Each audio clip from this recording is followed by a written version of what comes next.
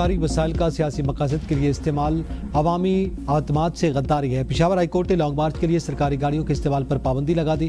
فیصلے میں کہا گیا کہ سیاسی ریلیوں میں ریسکیو مشینری اور فائر بریگیڈ کا استعمال کھلی بددیانتی ہے۔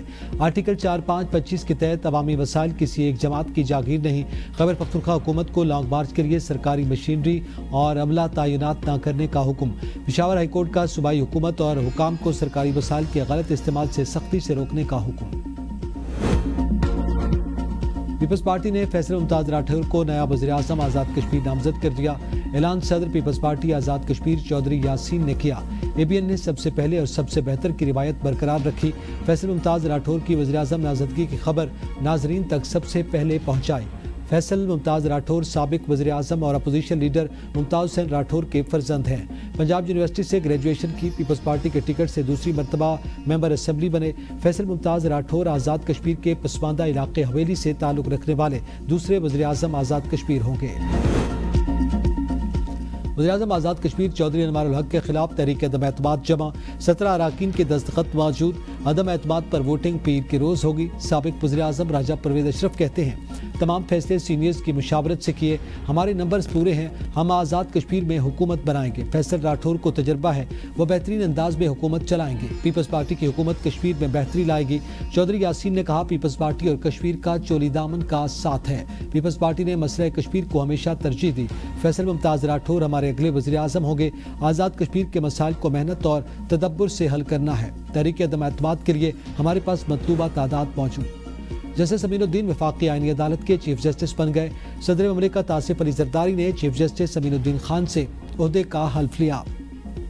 تقریب میں وزیراعظم شہباز شریف، فیلڈ مارشل عاصم منیر، سب سے chief joint chiefs of staff committee, chief justice Yahya Afridi, supreme court اور ہائی کورٹ کے ججز کے علاوہ وفاقی اور صوبائی وزراء کی بھی شرکت۔ 6 میں سے 3 ججز نے حلف اٹھا لیا۔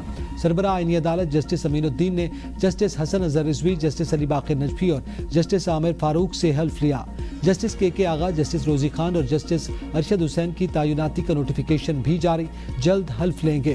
اسلام آباد ہائی کورٹ کے 5 ججز justice Mohsin Akhtar Kayani, justice Tariq Mahmood Jahangiri, justice Babar ستار، جسٹس سردار اعجاز اسحاق اور جسٹس سمر رفت نے آئینی عدالت کے ججز کی علمبرداری تقریب میں شرکت نہیں کی۔ آئینی عدالت اسلام آباد ہائی کورٹ کے ٹاپ فلور پر ہوگی۔ جسٹس مسرت ہلالی نے خرابی صحت کی وجہ سے آئینی عدالت کے جج بننے سے معذرت کر لی۔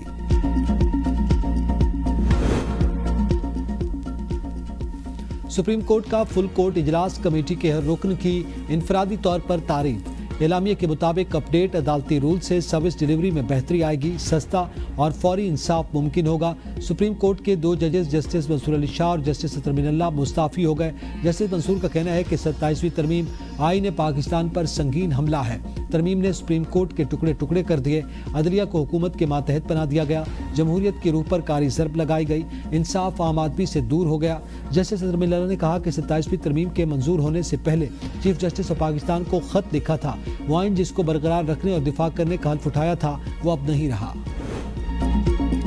اسلام آباد ہائی کورٹ کے 4 اور لاہور ہائی کورٹ کے 10 ججز کو دوسرے صوبوں میں ٹرانسفر کرنے کا فیصلہ۔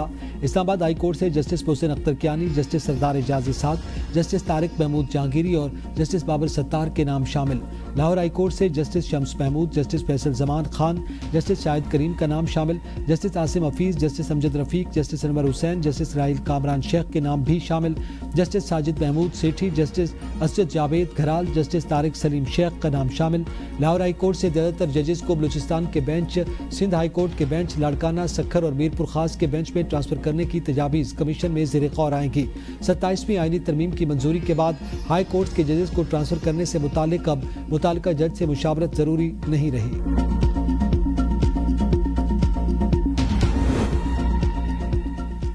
27ویں آئینی ترمیم میں ہائی کورٹس اختیارات کا نیا تنازع کھڑا ہو گیا۔ نئی ترامیم کے تحت آئین کی تشریح کے کیسز صرف آئینی بینچ سنے گا۔ لاہور، پشاور، بلوچستان اور اسلام آباد ہائی کورٹ بھی آئینی بینچز موجود نہیں۔ اسلام آباد ہائی کورٹس میں آرٹیکل 199 کی ریٹ پیٹیشنز کون سنے گا؟ رجسٹرار آفس کنفیوژن کا شکار۔ 27ویں ترمیم میں آرٹیکل A 202 میں ترمیم کی گئی۔ آرٹیکل 202A میں کہا گیا کہ آرٹیکل 199 کے تحت کچھ مخصوص لوگ آئین کی بے توقیری کرتے رہے۔ ماضی میں نواز شریف کو سازش کے تحت عہدے سے ہٹایا گیا۔ وزیر دفاع خواجہ آصف کا قومی اسمبلی میں اظہار خیال، کہا اپوزیشن کا ضمیر اس لیے جاگا کہ ان کی سپریم کورٹ پہ اجارہ ختم ہو رہی ہے۔ یہ پارلیمان سپریم ہے، اس کی بے توقیری برداشت نہیں کریں گے۔ دم پر پاؤں آیا تو 2 ججز کے دہائیوں سے سوئے ضمیر جاگ گئے۔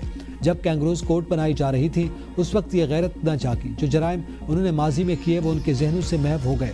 یہ اپنے گھر والوں کو بھی بلاتے تھے کہ دیکھو ہم نے نواز شریف کے ساتھ کیا کیا۔ 27ویں آئینی ترمیم سے انصاف کے نظام میں بہتری کے راستے کا تعین ہوا۔ اپوزیشن نے خواجہ آصف کی تقریر کے دوران اپنی فرضی اسمبلی لگا لی۔ چند ارکان زمین پر بیٹھ گئے۔ اقبال آفریدی نے اپنی تقریر شروع کر دی۔ قومی اسمبلی اجلاس غیر معینہ مدت کے لیے ملتوی۔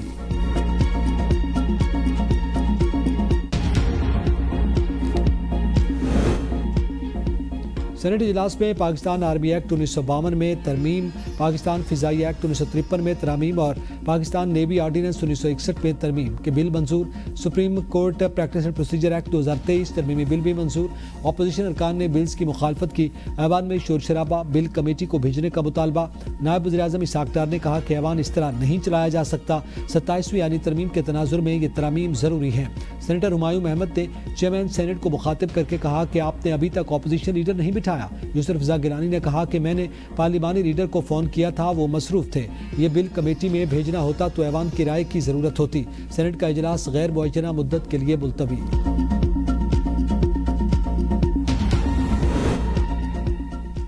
27ویں آئینی ترمیم کے بعد سیاسی منظرنامے میں بڑی تبدیلی۔ تحریک انصاف کی پارلیمانی پارٹی حکومت کے ساتھ مذاکرات کی حامی۔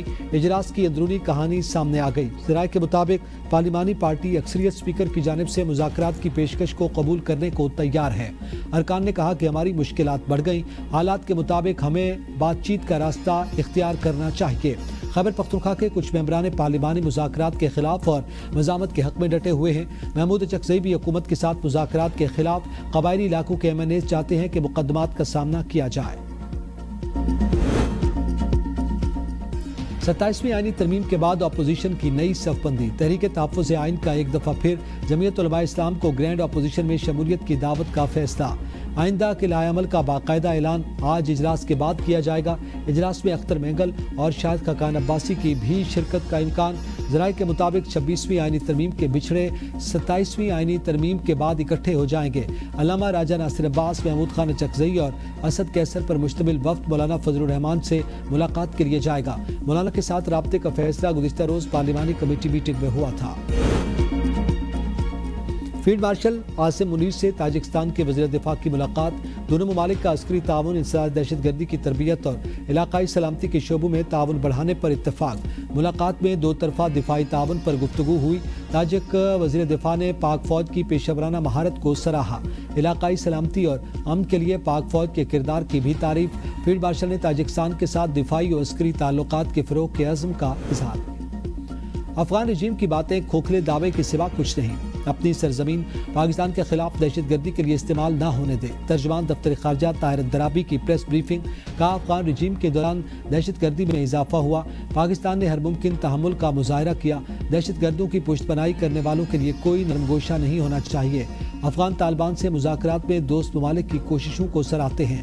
وزیر اعظم شہباز شریف نے صدر آذربائیجان کی دعوت پر باکو کا دورہ کیا۔ اردن کے شاہ عبداللہ دوم 2 روزہ سرکاری دورے پر کل پاکستان پہنچے گئے۔ مہاجرین جموں و کشمیر پاکستان کی پالیسی کا حصہ ہیں۔ کشمیر کے شہداء کی قربانیاں رائے گاہ نہیں جائیں گی۔ سابق وزیر اعظم آزاد کشمیر سردار عتیق احمد خان کا تقریب سے خطاب۔ کہا پاکستان اور کشمیر کا رشتہ لازم و ملزوم ہے۔